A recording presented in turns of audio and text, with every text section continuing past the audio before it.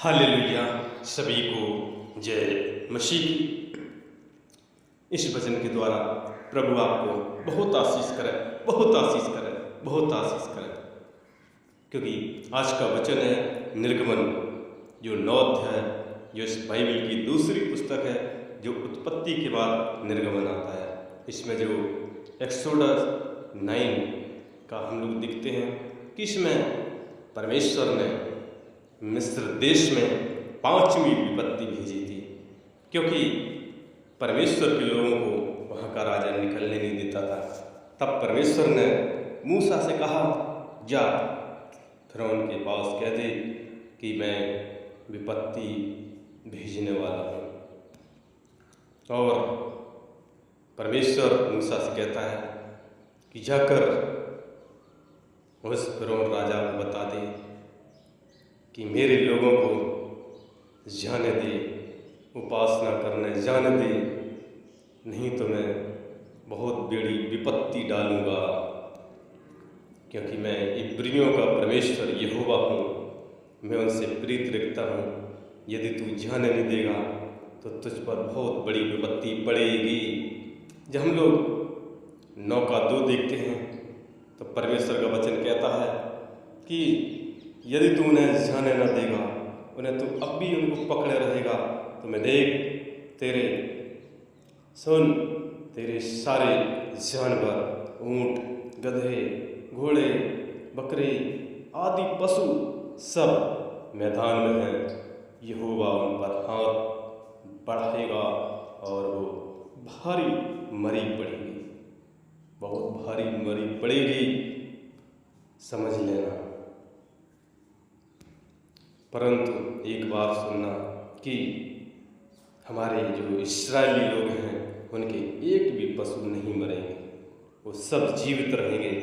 प्रभु ने बताया और कहा, और परमेश्वर मिस्रियों और इजरायलियों में एक अंतर ठहराएगा और इजरायलियों में कोई भी पशु नहीं मरेगा।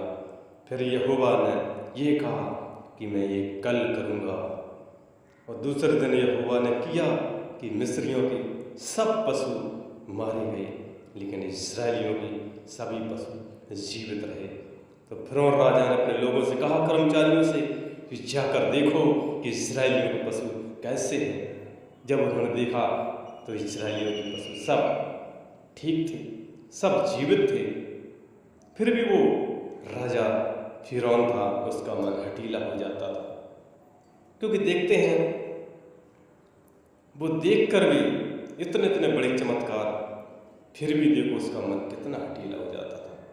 वो प्रभु की उपासना करने नहीं देने जाता था, क्योंकि ये भी बहुत बड़ी विपत्ति थी। हम लोग देखते हैं आज भी हम लोग कितने हठीले हो जाते हैं।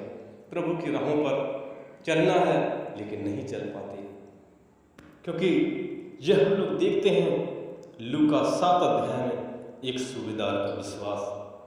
क्योंकि जब उसका जो सेवक था, उसका दास था, प्रिय था और बहुत बीमार था, मरने पर था, और वो जब यीशु मसीह के पास पहुंचा, जब हम लोग 7 के 7 में देखते हैं, और उसने क्या कहा था कि मैं इस योग्य नहीं प्रभु कि आप मेरी छत तले आए, केवल वचन ही कह दें और मेरा सेवक चंगा हो जाएगा। मेरे दोस्तों, उसका कितना बड़ा विश्वास। और क्योंकि मैं भी पराधीन मनुष्य हूँ, क्योंकि मेरे सिपाही मेरे हाथ में हैं, मैं जो उनसे कहता हूँ वो करते हैं। मैं एक से कहता हूँ जा और वो जाता है, एक से कहता हूँ आ तो वो आता है। और यीशु मसीह कहते हैं सारी भीड़ को देखकर, देखो इनका कितना विश्वास बड़ा है, जो मेरे पीछे हैं उनका इतना विश्वास नहीं, इनका कितना विश्वास है। और उन्होंने कहा कि इस्राएल में मैंने ऐसा विश्वास कभी नहीं देखा। और उसने प्रभु ने उनको, जो उसका प्रिय दास था, प्रभु ने उसको चंगा किया। जब उन्होंने घर देखा जाके तो वो चंगा था, वो दास चंगा था। मेरे प्रिय भक्तों, प्रभु की महिमा करो, क्योंकि देखते हैं राजा फिरौन इतने बड़े बड़े चमत्कार देखकर भी उसका मन हठीला होता था। प्रभु के भक्तों को वो उपासना करने नहीं जाने देता था, क्योंकि वो गुलामी में रखे था। आज भी लोग देखते हैं, कहते हैं कि मेरा ही गुलाम रहे, लेकिन यीशु मसीह यहाँ लूका 7 अध्याय में समझा रहे हैं वो क्या है, स्वर्ग का वारिस बनाने वाला है, वो अनंत जीवन देने वाला है। इसलिए उसकी महिमा करें, प्रार्थना करें, क्योंकि इसका वचन भी कहता है कि तुम मेरे पास आओ, मेरे बेटे मेरे पास आओ, मेरी महिमा करो। इसलिए उसके परमेश्वर के गीतों को गाना है, उसके वचन को पढ़ना है, उसकी सच्चाइयों पर चलना है, क्योंकि वही एक सच्चा परमेश्वर है। जिंदगी को साकार बनाने वाला है, क्योंकि उसने अपने आप को ऐसा दीन किया था। जब हम लोग फिलिपियों में देखते हैं कि उसने ऐसा दीन किया था कि अपने आप को शून्य कर दिया था, और वो महाराजा होकर वो बात मुंह से बोलता था और लोग चंगे होते थे। वो कहे उठ तो उठ जाता था, वो कहे बीमारी भाग तो भाग जाती थी, वो कहे आंधी थम तो थम जाती थी। उसकी आज तो अपार शक्ति है। मेरे प्रभु के भक्तों, उसकी महिमा करो, उसका वर्णन अपार है। वो महिमा की योग है, वो तारीफ की योग है, वो जय जयकार की योग है कि जो भी उसके पास आता है वो कभी निराश नहीं होता है। वो कहता है उसके भवन में खाली झोली आते हैं लेकिन भर कर जाते हैं। मेरे प्रभु के भक्तों, भर कर जाते हैं। समस्या लेकर आता है लेकिन हर एक समस्या भाग जाती है। जीवन को वो खुशहाल कर देता है, जिंदगी में खुशी भर देता है, क्योंकि वो राजाओं का राजा है, वो प्रभुओं का प्रभु है, वो महाराजा है, वो ईश्वर है, वो सब शक्तिमान है।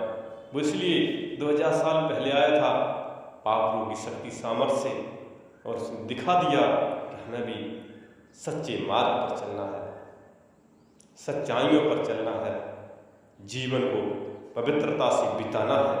इस पृथ्वी पर जब तक रहें परमेश्वर की महिमा करें, क्योंकि पल भर की इस पृथ्वी पर जिंदगी है, पल भर की इस पृथ्वी पर जिंदगी है। मेरे प्रभु के लोगों, पता नहीं किस टाइम यहाँ से परमेश्वर के पास जाना पड़ा, लेकिन वहाँ पर भी परमेश्वर हिसाब देखेगा कि तुमने इस पृथ्वी पर क्या क्या कार्य किए। वहाँ एक एक दिन का हिसाब लिखा रखा रहता है। वहाँ पर हर स्वर्गदूत कुछ न कुछ करते हैं, और इस पृथ्वी के हर एक लोगों की वहाँ पर एक फाइल बनती है। जब इस पृथ्वी को छोड़ के जाते हैं, जो आत्मा जर अमर है उस परमेश्वर के पास, और वो हिसाब करता है, और वो कहाँ पहुँचेगी ये हर इंसान को मालूम है कि मैं क्या काम करता हूँ, कैसे परमेश्वर के पास पहुँचूँगा। देखते हैं लोग कितना आराधना, कितना लोग परमेश्वर में लीन रहते हैं। वो जानते हैं कि हम, ये मेरा पृथ्वी है, ये मेरा स्थान नहीं है, क्योंकि मैं परदेसी हूँ और मेरा स्थान है स्वर्ग, अनंत जीवन। इसलिए वो कहता है मैं पृथ्वी पर भी तुमको संभालूंगा और स्वर्ग पर भी रखूंगा। इसलिए मेरे प्रभु के भक्तों, हमें फिरौन जैसा मन हठीला नहीं रखना है। हमें सूबेदार का जो विश्वास था कि आप मुंह से कह दें मेरा सेवक चंगा हो जाएगा, और हो गया। मुझे ऐसा विश्वास करना है। इसलिए विश्वास करके देखो, रिश्ता बना के देखो, जिंदगी बदल जाएगी मेरे दोस्तों, जिंदगी बदल जाएगी। इसलिए उसका वचन पर हमें विश्वास करना है, वचन को पढ़ना है, गीत गाना है, स्तुति करना है, सत्संग में जाना है। 6 दिन काम करो, एक दिन परमेश्वर का दिन, संडे का दिन, छुट्टी का दिन, आराधना का दिन। उसने कहा है मैं आशीष करूंगा, मैं आपके परिवार को आशीष करूंगा, जिंदगी को खुशहाल करूंगा। समय निकाल कर देखो, हमें समय निकालना है। देखते हैं आप ही परमेश्वर संभालने वाले। इसे प्रभु से विनती करें क्योंकि आत्मा तैयार है लेकिन शरीर निर्बल है, लेकिन परमेश्वर संभाल लेता है। इसलिए प्रभु का धन्यवाद हो।